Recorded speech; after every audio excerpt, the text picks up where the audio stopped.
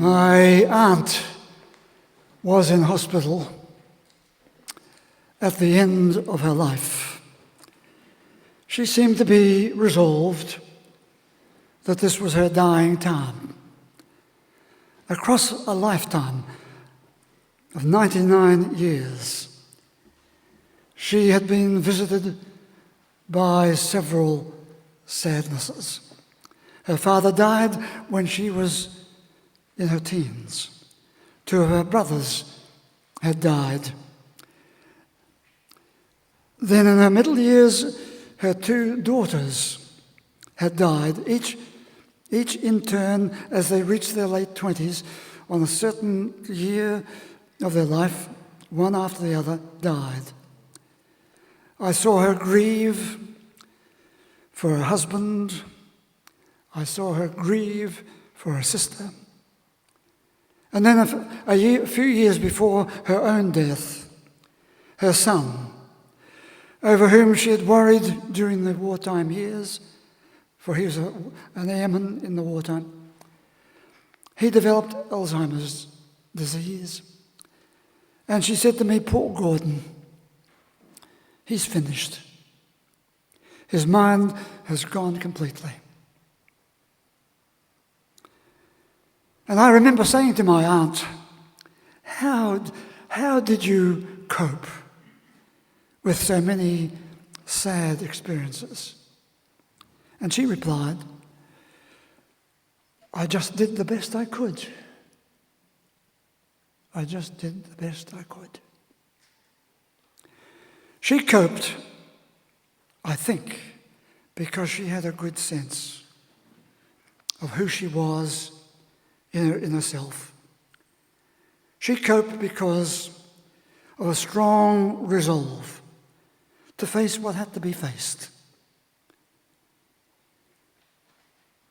And then in the silence, my eyes wandered, and I saw on the hospital table a well-worn Bible. I don't know how she understood the writings in that Bible, but clearly it had been a valuable presence for her. If nothing else, it pointed to something greater than the grit, the gravel, and the grief of her passing years.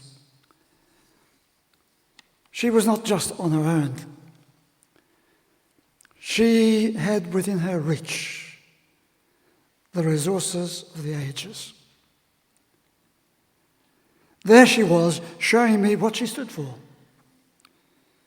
A sense of inner strength, a resolve to do and to be as she faced the harsh realities, knowing some resources were within her reach,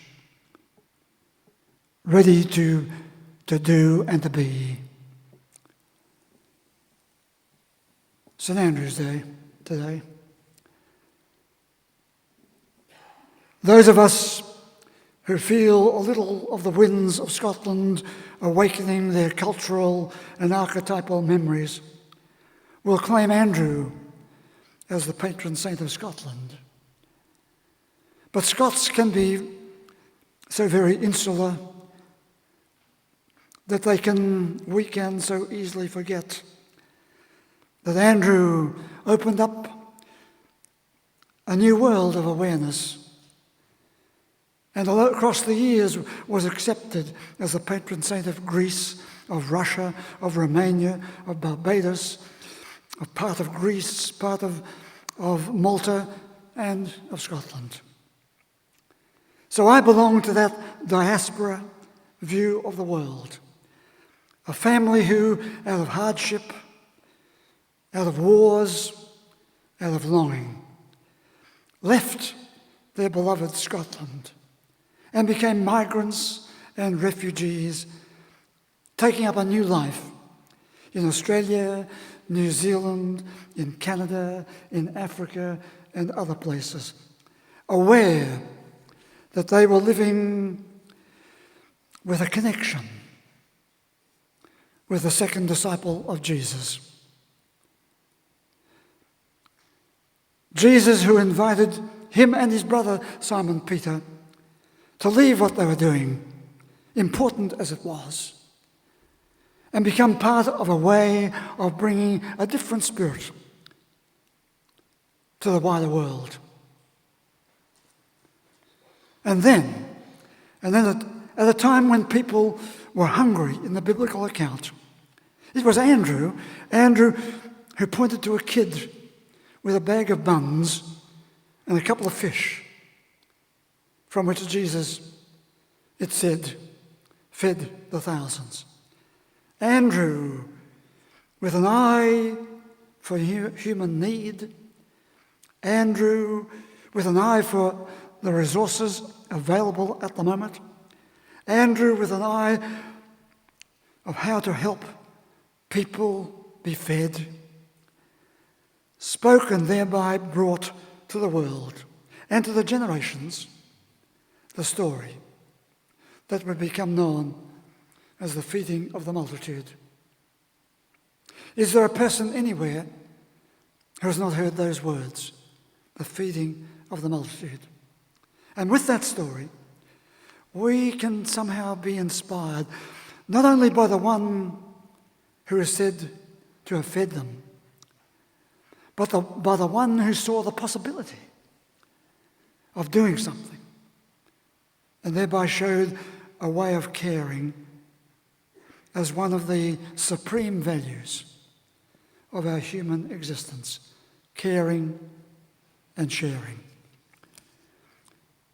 And of course, we are right in the maelstrom of human upheaval and fear around the world today. And too often we hear people say, even though they're aware of the urgent need of others, they say, send them to find food for themselves. But Jesus said they need not go away. Give them something to eat. And Rainer Maria Rilke once wrote, again and again in history, some people wake up. The future speaks ruthlessly through them, and they change the world. We know that we will not change the world. But like Andrew the fisherman, we can do just a little to change some people from pessimism to possibilities, from emptiness to a little bit of inspiration, from harsh realities to finding hopeful resources. We can be part of that process. Andrew was just a nobody like any of us, doing his job, mending his nets. But he became a man with a mission. He was given a new meaning and purpose in life. And it gave him an eternal identity and destiny. For across the years, many would hear that story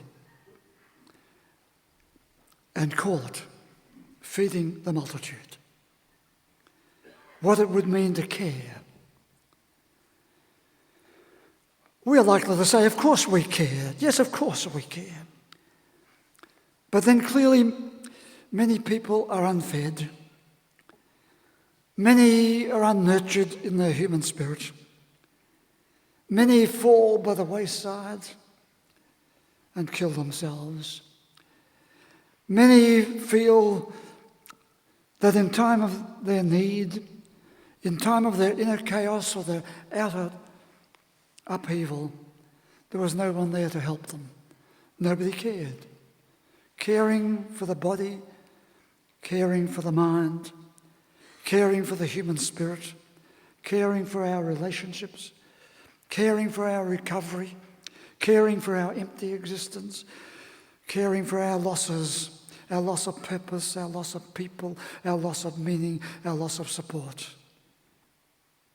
So on this St. Andrew's Day, I'm inviting whoever will to join the coracle of caring. And in doing so, we just might lighten the load of other people and the journeys and the heavy burdens that they carry. So if you saw the papers yesterday, my topic for this address was, let the world know you care. Join the coracle. Be a carrier of caring this Christmas time. So on this Christmas time, this St. Andrew's Day, we need to listen again. Most of you now know that my time here at St. Michael's is coming to its end. If I can stay clear of the mishaps of life, I'm intending to be here till somewhere about the middle of next year. In the months that in between now and then, I hope to encourage us to do three things. First, I hope I can keep everybody in focus and do what my staff in the office here, the administrative staff, say I must do. They said, business as usual. So we want to do that. Secondly, I'm hoping to have a sculpture installed right here that will be a visible symbol of what we did and stood for in our time. And thirdly, I hope, to place strong emphasis on the mission of Mingri, the uniqueness of that place and its mission, and also on the community of the coracle that we can build. So on this St. Andrew's Day, the image of the coracle of past centuries is relevant. The coracle was a little fragile vessel that people of past eras in Scotland used to get from one island to another throughout that scattered archipelago of the Hebrides. They carried food in those coracles. They carried friendship. They carried messages. They carried mail. They even carried gifts. They carried goodwill. The coracle is the symbol of caring people, the symbol of people who are carriers of contact and care. One of the deaneries in this church for several years has been the deanery of contact and care. The coracle in our time will be linked meaningfully, I hope, to the mission of Mingri.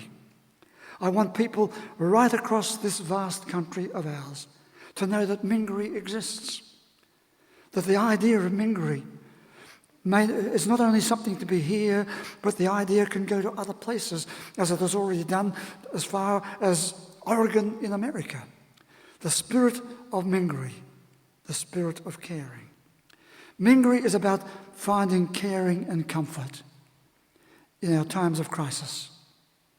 It is about finding soothing and solace in our stressful times. It is about finding a time to transcend our traumas.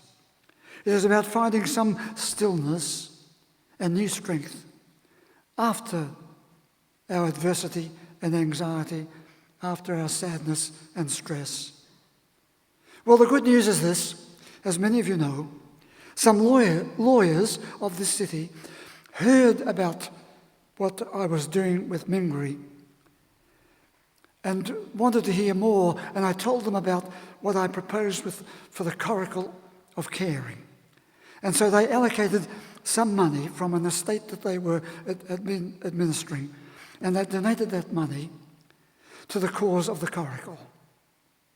So today I'm not asking you for money, although of course, when you're making your will, remember what this place has done for you. I hope it has done something. Many people have done that, and we are the beneficiaries of their thoughtfulness and caring. No, today I'm simply hoping and asking, will you join the community of the coracle? Will you write letters somewhere in the outside? Here we are, at the table here and in the hall. There are letters already written for you.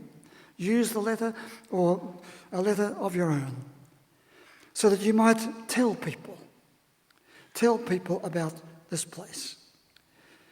Tell them about Mingri and what it might do for them in times when they're running on empty, in their stressful times, in their need for refurbishing and re-strengthening of the spirit, refocusing of the soul, reshaping of their mind for the future. Mingri is a symbol of inspiration. There is a light in Mingri, shining on the east wall, the symbol of the sun rising on a new day. There is a quiet bowl of water at the foot of the rock sculpture, symbol of peace and renewal. There is at the exit or at the entrance door another bowl with water gently falling down from above. I ask you to touch that water. Touch your forehead with a few drops of that water and reflect as you do that this is a sacred place of healing and hope, of gratitude and grace, of quietening of the mind, consolation for your spirit. Now, at other times in this place, I've spoken about the 6 major traumas of life. I've written about them in this book on the traumas of life. We will experience probably one or more of those traumas throughout our life. The threat to our life, the crisis as to who we will now be, our identity, the damage to our body or to our mind, the loss of a significant person or a significant presence, the loss or the absence of a worldview, a philosophy of life, and the loss of faith, the loss of faith in life, the loss of a future, the loss of our inner freedom, the loss of a soul. There are the 6 big traumas that we might experience. But for the most part, most of us know less extreme traumas. We know the distress and anxiety in our relationships. We know the realities of coping with many difficulties. We know how unexpected events and happenings occur in our life. We know the uncertainty of change, so many changes, so many stresses, so much uncertainty.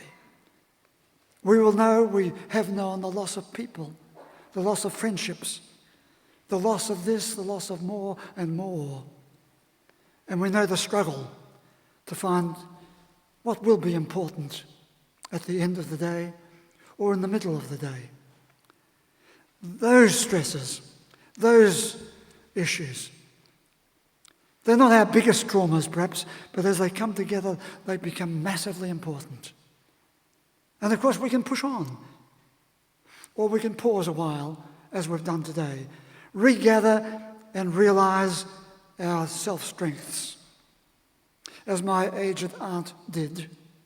Resolve to be the best we can do in the light of what's happening to us. Be open to the resources that are within our reach. Be ready to introduce others to the possibilities of renewal and recovery and regeneration. The renewal of your hope, the renewal of your healing, the regeneration of your belief and faith in yourself and in life itself. The word Mingri means a place of being fed, nurtured, a place in its original place where sheep would graze and then go on further, graze further. Mingri as an actual place, a geographic place, will be found on one of the islands of Scotland, the Isle of Mull off the southwest coast. If you go to the Isle of Mull, searching for Mingary, I can tell you, you will not find it. People will say it's over there. No, it's over there. It's on further.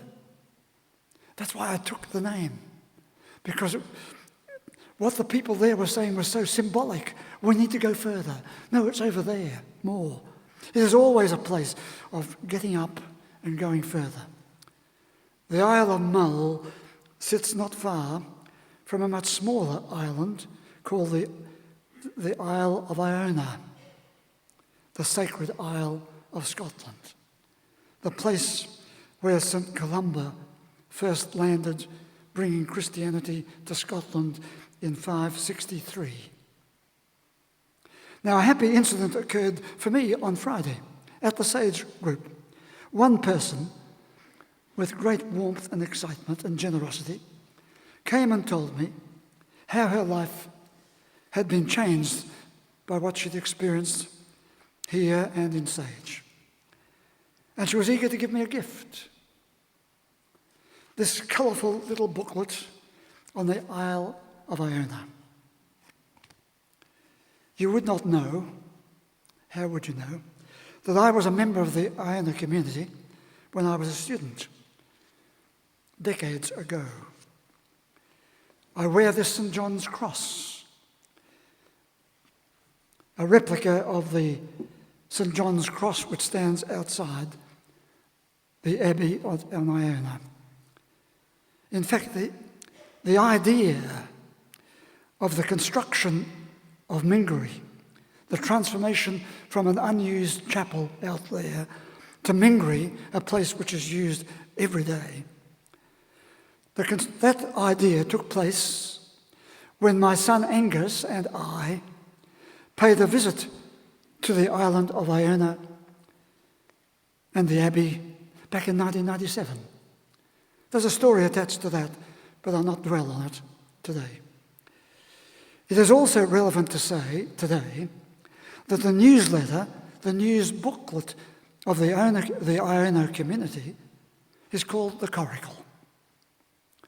So today, my gift to you on this St. Andrew's Day, on this blue, light blue colour day, the colour of caring, on this Coracle Day, my gift to you was that song you heard, the boat song of Loch Tay. But there are many gifts here today, and each inviting you, would you join the community of the Coracle? And by doing so, you could bring a letter of friendship and consolation to someone. A word that might change their life for a moment.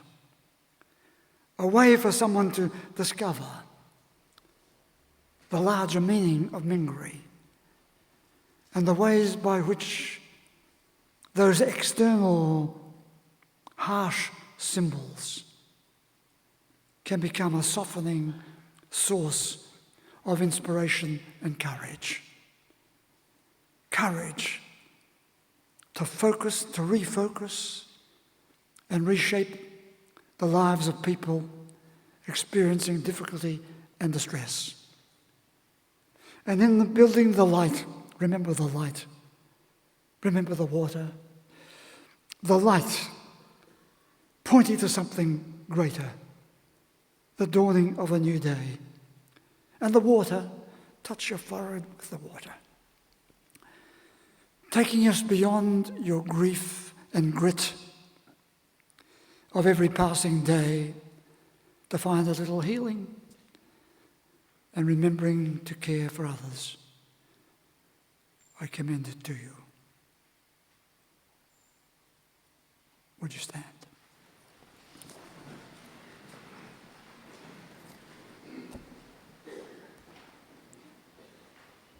May the God you see in all the colours of creation arouse in you a sense of awe and wonder. May the God who is a sacred presence be real to you. May the God who is a source of inspiration and courage keep calling you forwards. May your God go with you and bless you today and always. Would you sing the hymn?